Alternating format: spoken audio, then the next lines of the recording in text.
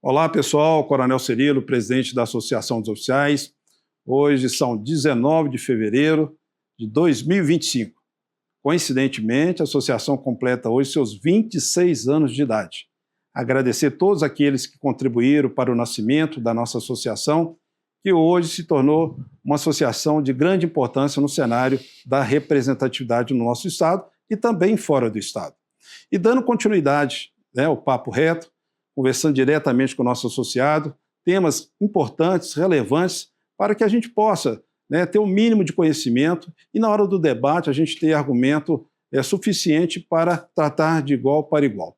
E hoje nós estamos recebendo aqui o João Batista, é o vice-presidente do Sim-Faz-Fisco, conhecedor da matéria, também é funcionário do Estado de carreira, da Receita Estadual, e hoje nós vamos falar aqui um pouquinho sobre o Propag e também o regime de recuperação fiscal. Com a palavra, o nosso convidado. Queria agradecer aqui ao Coronel Cirilo pela oportunidade de falar para um público tão seleto, que é da Associação aqui dos Policiais e Corpo de Bombeiro, né? Então, nós vamos tratar de um tema aqui realmente bastante sensível, que é crucial para o Estado de Minas Gerais, e espero que possa esclarecer de forma bem didática o que ocorre em Minas Gerais e o que a gente tem que fazer, pressionar para que realmente resolva definitivamente essa questão fiscal do Estado. Eu não vou entrar muito em detalhes nessa questão do ERRF, porque a gente já sabe sobejamente que o ERRF é uma péssima fórmula de equação da dívida. É só olhar a situação do Rio de Janeiro, Goiás e Rio Grande do Sul. Rio de Janeiro, por exemplo, foi um exemplo, foi o primeiro caso de adesão ao RRF em 2017, a situação deteriorou, fez a dívida pular de 90 para 180 bi, não resolveu o problema, está sempre pedindo realmente postergação, revisão, nova entrada, punição, multas e outras coisas a mais. Então, a gente, sabendo disso, lutou desde o início contra esse RRF, porque a gente sabia que não ia dar conta realmente de resolver o problema da dívida, pelo contrário, ia agravar e aprofundar ainda mais a situação fiscal e causando impactos sociais generalizados na economia mineira. Então, a gente conseguiu a alternativa através do senador, Rodrigo Pacheco, que ele patrocinou realmente um projeto de lei que praticamente, com todo respeito, foi feito sob medida para o Estado de Minas Gerais, porque o Propag, que era através do projeto de lei complementar 121/2024, foi aprovado agora, foi sancionado em janeiro com o PLP 212 de 2025, no qual realmente ele prevê lá o pleno pagamento das dívidas do Estado. E é a solução do problema realmente, porque ali Estado como Minas Gerais, que não privatizou empresa nenhuma ainda, poderá entregar esses ativos, transferir para a União, inclusive com direito de recompra, porque o decreto vai prever, se o Estado, em algum momento, tiver situação melhor e quiser recomprar essas empresas, retransferir para o patrimônio estadual, ele vai poder fazê-lo. O senhor já está fazendo um preâmbulo aqui dizendo que o Propag é melhor do que o regime de recuperação fiscal. Sem dúvida nenhuma. Anos-luz, porque o Propag...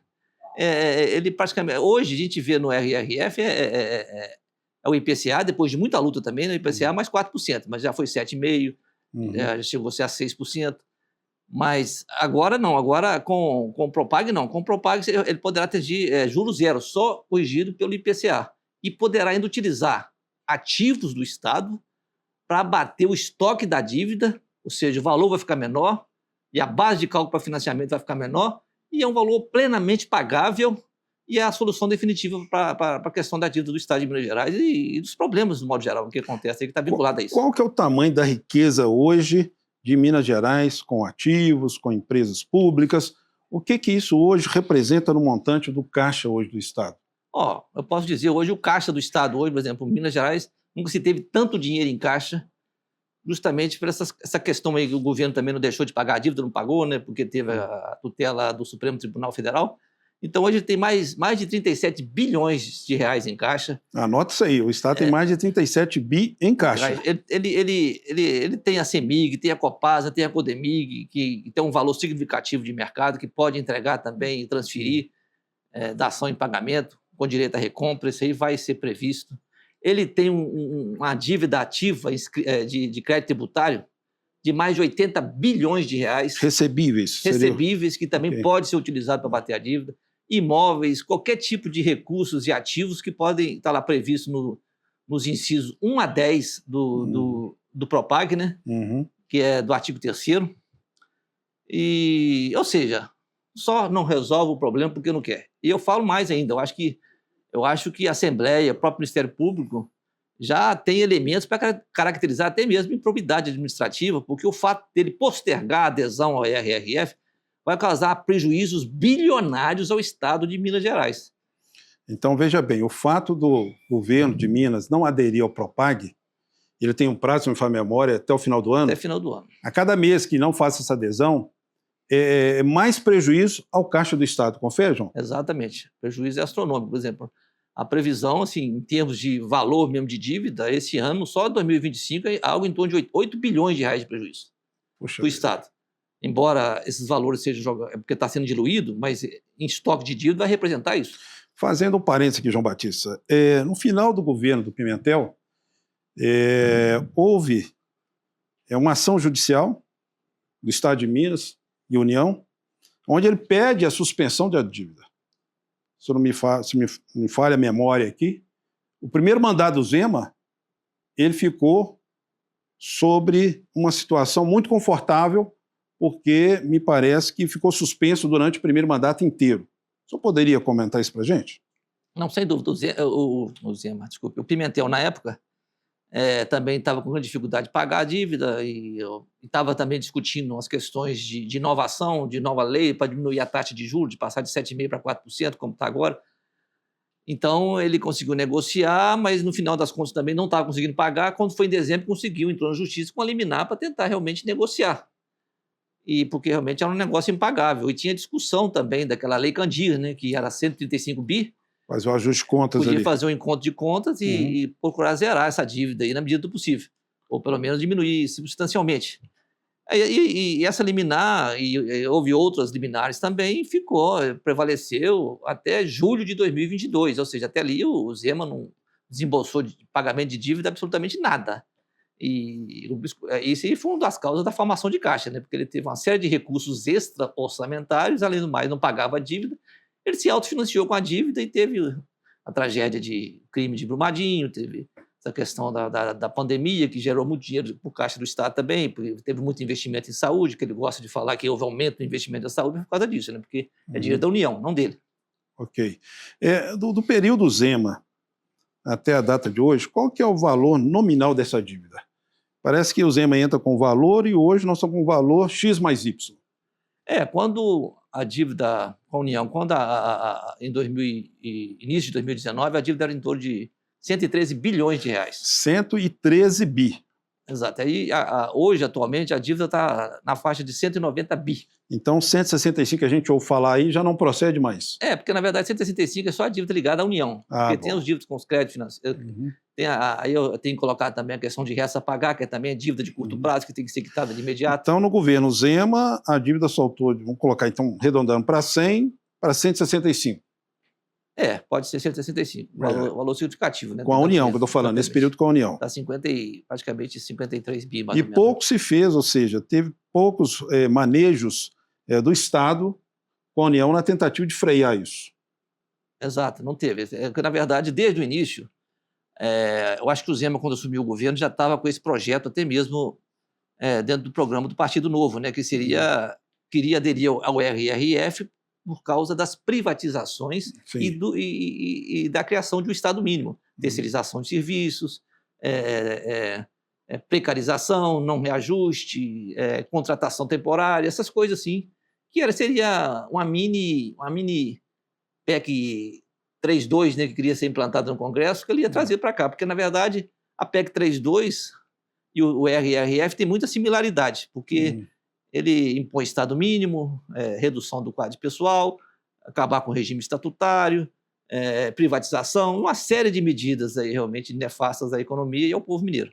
Então, voltando aqui ao nosso tema central, a diferença entre regime de operação fiscal e o PROPAG, o senhor poderia comentar um pouquinho quais são as diferenças mais significativas um com o outro?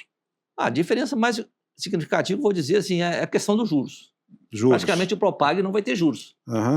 É juros zeros. Vamos colocar, se tiver lá, é menos de 1%, que é em referente ao Fundo de Equalização Federativa, que é um fundo criado que vai ser depois redistribuído.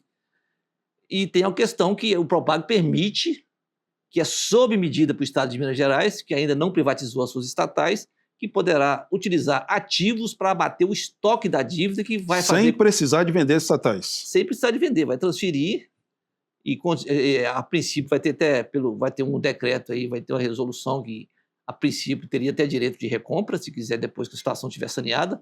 Uhum. Ou seja, é plausível e plenamente pagável a dívida, ao contrário do RRF. Simplesmente, o RRF só agrava a situação em todos os sentidos. Tá certo. E aí a pergunta que o pessoal também me faz muito aqui. Bom, se o Estado de Minas aderiu ao Propag, como fica a questão das reposições das perdas inflacionárias? Pode ter aumento, não pode? Como é que fica essa questão aí se Minas aderiu ao Propag? Eu vou começar pelo RRF. Pelo RRF, pelo Plano de Recuperação Fiscal que está em vigor hoje, que foi assinado a final do ano agora de 2024, está proibido o reajuste, a não ser para professores. Então, o próximo reajuste que está previsto no Plano de Recuperação Fiscal é somente em 2028, que seria 4,76%, inclusive com encargos sociais. Então, daria menos de 4%. Então, sem chance de reajuste. Então, o governo estaria escudado nessa legislação pertinente para não dar aumento ou reposição das perdas inflacionárias a todo servidor público. Exatamente. Acho que esse é o principal fator, na minha opinião, que está fazendo o Zema postergar a adesão imediata ao Propag, porque isso ele pode, então, implantar essas ferramentas maldosas aí contra os servidores e contra a máquina pública. Então, hoje, veja bem, se o governador quiser dar um aumento, uma reposição inflacionária para todo servidor público, hoje ele está amarrado, porque hoje está imperando o regime de recuperação fiscal. Confere? Exato, está amarrado. Ele está impedido hoje pelo que ele apresentou de proposta pelo Plano de Recuperação Fiscal. Então, veja bem, nós, representantes da classe, né, temos que aprofundar nessas temáticas. As nossas cobranças, elas são legítimas, mas precisamos também ter consciência e ciência, né, do vigor da legislação hoje existente para Minas Gerais. E quanto mais ele posterga a adesão ao Propag, a gente fica talvez de mão amarrada também, porque o próprio governo ele tem algumas atribuições que ele tem que seguir, porque senão ele também pode, talvez, ser responsabilizado. E, pelo que parece, a gente temos que buscar alternativas inteligentes, fazer pressão política, seja na Assembleia, seja no Senado, seja na Câmara dos Deputados lá em Brasília, para que o governo de Minas ele faça com maior brevidade essa adesão ao Propag. E aí sim, podemos ter uma esperança de reposição de perda inflacionária. Confere? Exato, porque o Propag já ele é bem maleável, né? Embora ele fale que o Propag não permita reajuste, porque foi revogado o parágrafo 7º lá, e o 8º do artigo 7º do Propag, né? Mas o parágrafo 6º do artigo 7º fala claramente lá que essas regras, esses acordos de transparência pode ser acordado com a União mediante autorização da Fazenda. É só requerer, é só solicitar. Então, lá prevê a questão do teto de gastos é muito mais maleável. Então, ele permite, lá no caso de Minas Gerais especificamente, ele pode reajustar, além do IPCA, ainda 50% do aumento da receita primária. Isso dá mais de 8,5% no ano, se quisesse reajustar esse ano, então. Se ele aderisse imediatamente ao Propag, porque a data base da adesão do Propag, prevista em lei, é a data do protocolo. Ok. Se ele entrasse com o protocolo hoje, está resolvido o problema. Mas ele parece que quer deixar para o último dia do ano. Então, veja bem, nós temos aí, né, um embaraço muito grande, porque há um jogo político, a gente percebe isso, ao postergar essa questão da adesão ao Propag, ele também posterga a possibilidade de uma reposição de perda inflacionária, não só para a segurança pública, mas também para todo o funcionalismo público do Estado de Minas Gerais. Então, quanto mais é deixar para o final do ano, mais ele vai estar retardando a possibilidade de desembolso de caixa para fazer a reposição nossa, que hoje, segundo esclarecimentos aqui, nós teríamos uma reposição em torno de 8% a 9%. É muito interessante a gente ouvir esse esclarecimento, até para que a gente possa também fazer a nossa manifestação de forma correta e responsável. Eu queria também, João Batista, aproveitando a sua vinda aqui, essa história da dívida, ela começa quando em Minas Gerais? Bom, a dívida é de longa data, já teve outras federalizações de dívida, né? Mas essa especialmente foi fechada na época do Eduardo Azeredo, né? 1996, também numa situação aguçada, tá Plano Real, e precisava alguns estados endividados, houve exigência do Banco Mundial e o FMI para que federalizasse e colocasse tudo numa conta única do país, né, da União. Então, resolveu realmente agrupar todas as dívidas dos estados, cada estado assumiu os compromissos dele, através de uma legislação específica na época, a Lei 9.496, de 97. Então, em 98 foi feito esses agrupamentos, foi negociado. Minas Gerais fez um dos piores acordos, porque na época o Azeredo, infelizmente, era fã, eu lembro disso aí até hoje, era fã do Fernando Henrique Cardoso, achava o Fernando Henrique um gênio da humanidade, o que ele jogou para ele catou, pegou. Então, pegou lá a correção de 7,5 mais IGPDI estava ligado ao dólar, indexado, o dólar estava equiparado ao real na época, então quando houve a disparada do dólar, a dívida também disparou. Então, aí virou uma bola de neve, né? Eu digo que foi o ovo da serpente, foi realmente aquela questão da negociação final. Depois disso aí, a dívida foi pagando muito lentamente, o que podia pagar, pagava, e sempre a dívida crescendo, porque não conseguia pagar. Itamar teve aquelas... O Itamar se rebelou contra isso, viu que não tinha como pagar. Moratória, né? Declarou moratória, porque o negócio era impagável, realmente, ele já fez aquela manifestação na época. Tal qual o RRF. O RRF, se continuar com o RRF, é uma coisa, é impagável, não tem como o Estado pagar pelo RRF, mesmo que o Estado vai pagar em torno de 15 bi por ano. Não tem jeito, isso aí dá mais de 1 bilhão em torno de 1 bilhão e 300 por mês. Isso aí não tem caixa para isso. Então, o Propag é o contrário. O Propag ele vai pagar em torno de 400 milhões por mês, que dá em torno de 5 bi por ano. Então, é algo plenamente pagável e ele vai sempre poder utilizar ainda uma forma de abatimento, algum ativo que tenha. Se quiser recuperar, trazer o ativo de volta, eu acho que o decreto que está aí vai ter essa permissividade. Então, não tem que se discutir, né? Essa questão está tendo uma oportunidade de ouro, foi feito sob medida para Minas Gerais, volto a repetir, e é um absurdo, até um crime, ele ficar enrolando e postergando realmente essa adesão ao Propag. Outro assunto. Tivemos aí um anúncio do governo dizendo que fechou o ano com superávit de 5 bi.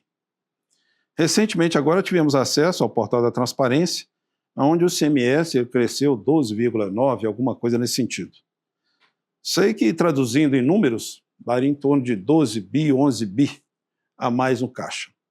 Esse dinheiro do crescimento do CMS, ele já está dentro dessa matemática feita pelo governo, ou seja, jogou esses 11, 12 bi para dentro do caixa e o superávit foi 5 bi, ou esses 12, 11 bi de CMS, eles estão fora dessa amostra que o governo está dando para a sociedade? Porque quando ele fala superávit, quando ele joga superávit, ele tem que discriminar que superávit que é, né? Porque tem vários tipos de superávit. Tem superávit orçamentário, tem superávit patrimonial, tem superávit financeiro, tem superávit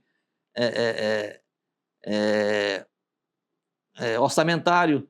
Então, ele não explicou nada direito. Ali, provavelmente, ele quis dizer superávit financeiro. Porque justamente o que se gastou, o que se recebeu, ou seja, as despesas menos as receitas. A contabilidade pública tem esse detalhe, né, que a despesa é competência e a receita é quando há um ingresso de dinheiro em caixa. Então, o fato é o seguinte, a situação financeira do Estado nunca esteve tão bem. Está excelente, tem muito dinheiro em caixa, o fluxo de caixa é excelente, as perspectivas são boas, ainda tem agora, já fechou o acordo com a Vale, da questão da Mariana, 81 bilhões vai entrar para o Estado de Minas Gerais, estão sendo monitorados e vão ser investidos em setores estratégicos, de área de estrada, hospitais, tudo isso vai desafogar ainda mais o caixa do Estado para fazer mais caixa. Então, recursos há suficientes, se quiser realmente dar o reajuste para o servidor, isso aí não é problema nenhum. Ele não quer, porque, igual eu falei, né? Agora, antes, o gargalo tem que privatizar porque o RRF exige. Agora o Propag não exige mais. Agora não quer privatizar porque aí com dinheiro ele vai pagar. Não vai pagar nada. Vai entregar a empresa a preço de banana, né, para os amigos. E a situação do Estado só vai deteriorando, porque ele fica enrolando. Conversava outro dia com outra pessoa também, entendida do assunto, e ela me disse o seguinte: olha, como está imperando o regime de recuperação fiscal no estado de Minas Gerais, os benefícios fiscais eles são reduzidos ano a ano. Aí eu pergunto ao senhor, o governo Zema está concedendo benefícios fiscais contrariando o que determina o mecanismo jurídico hoje vigente? Está, sim. Inclusive, isso aí no próprio plano de recuperação fiscal está lá como reprovado, né? Tanto pela Procuradoria Nacional da Fazenda, né? Quanto pela Secretaria do Tesouro Nacional. Eles reprovaram o RRF nesse quesito, tanto dessa questão dos benefícios fiscais, porque, na verdade, somente em 2025 vão ser mais ou menos 25 bilhões, acima de 25 bilhões de benefícios fiscais. Só para locadora, em torno de... 2025? 25 bi. Bilhões. Só para locadoras, em torno de 3,5 bi. Então, para quem fala que o Estado está quebrado e renunciar a 25 bi, é algo estranho. E pior, o RRF fala que após a adesão ao RRF, nos primeiros 3 anos, ele tem que reduzir 1/3 dos benefícios fiscais. A cada ano vai reduzir. A cada ano para reduzir a zero. Ele está aumentando o benefício. Isso aí é motivo de cassação do regime, mas como ele está sob a tutela do Supremo, então acaba enrolando. Mas se o governo federal hoje quiser cassar o regime de recuperação fiscal, ele tem mecanismo para isso. Para isso, né? Bom, nós estamos chegando aqui ao final do nosso bate-papo com o doutor João Batista, né? Nosso amigo, nosso parceiro aqui, colaborador. E fica aqui nosso agradecimento de forma penhorada pelo convite que nós fizemos, quase que de última hora, né? Mas o senhor atendeu prontamente aqui a associação e o assunto é de relevância para os nossos associados. Espero, né, encontrar com o senhor aqui em outros momentos, talvez momentos mais felizes, né? Mais de saúde financeira melhor do nosso estado de Minas Gerais, onde a gente possa estar comentando aqui coisas boas, né? Conquistas, né? Melhorias salariais, né? Um estado mais pujante, com crescimento esperado por todos nós, né? Atraindo aí o investidor estrangeiro. E sim, claro, né? Sempre a gente vai lutar aqui pela melhoria salarial digna e justa para toda a família policial e bombeiro militar e para todo também o segmento de servidores, né, do nosso estado, que muito fazem para esse estado crescer. Eu falava outro dia, João Batista, que o executivo, né, ele que fiscaliza, ele que arrecada, né, ele que aplica sanções, e às vezes o próprio executivo, estou falando funcionário do executivo, ele é maltratado. Ele é visto de uma forma um pouco diferenciada em relação aos outros demais poderes. Precisamos de reverter essa imagem do nosso servidor, né? Não pela sociedade, mas por aqueles que detêm o mando do Estado. Então, a gente costuma ouvir, né, de algumas pessoas que estão aí na atual gestão do Estado, falar mal do servidor. E falar mal do servidor, isso é uma ingratidão muito grande. Porque quem entrega o serviço na ponta da linha somos nós, funcionários do Executivo. Quem está lá atendendo a pessoa que vitimada é o executivo, é o bombeiro, é o resgate. Quem atende a criança lá na escola, nos primeiros dias de alfabetização, é o Estado, é o executivo. Né? Da mesma forma da educação, da saúde, da segurança pública, do saneamento básico, da energia elétrica, é o servidor do executivo. Então é preciso buscar essa valorização que muitas vezes é falada de uma forma muito pejorativa. E nós, do Executivo, trabalhamos muito para fazer as entregas à sociedade. Deixaria o senhor aqui para fazer as suas considerações finais aí. Gostaria de agradecer e colocar sempre à disposição, se precisar realmente de algum esclarecimento em relação às finanças do Estado aí, porque eu sou um estudioso desse assunto, sempre me inteirando bastante, tenho especialização nessa área. Mas a gente lamenta porque realmente está com um governo totalmente, na minha opinião, despreparado, um governo de ultradireita, que quer simplesmente entregar todas as empresas estatais, fazer de Minas Gerais um estado mínimo, privatizar tudo, inclusive você vê aí casos, você vê lá em São Paulo hoje, né, a questão querendo contratar guarda municipal com salário de 13 mil, mas tudo privado, também sem direito estatutário nenhum. Aqui também já cogitou a contratar policial temporário. Então, o que a gente vê, infelizmente, é uma pessoa totalmente insensível às causas sociais. A gente vive num estado realmente com muitas carências ainda, problemas econômicos sérios, mas pela primeira vez na história, depois de longa data, eu falo assim, desde o surgimento dessa dívida do Azeredo, está tendo uma oportunidade de ouro para tentar realmente colocar essa situação da dívida em solução definitiva e fazer Minas Gerais realmente engrenar e fazer um estado de desenvolvimento, de bem-estar social. Mas, infelizmente, esse governo está sempre dando para trás e quer privatizar, quer entregar para os amigos, ficar mais rico, e o resto é que explota. Tá certo, agradecendo a todos aí que nos acompanharam até agora, deixando aqui a nossa continência regulamentar. E qualquer assunto que queira trazer associação, a gente vai trazer convidados, né, pessoas que conhecem com mais profundidade o assunto, para debater e levar a informação consistente, confiante, na sua íntegra, como ela deve ser. Um forte abraço a todos, até a próxima.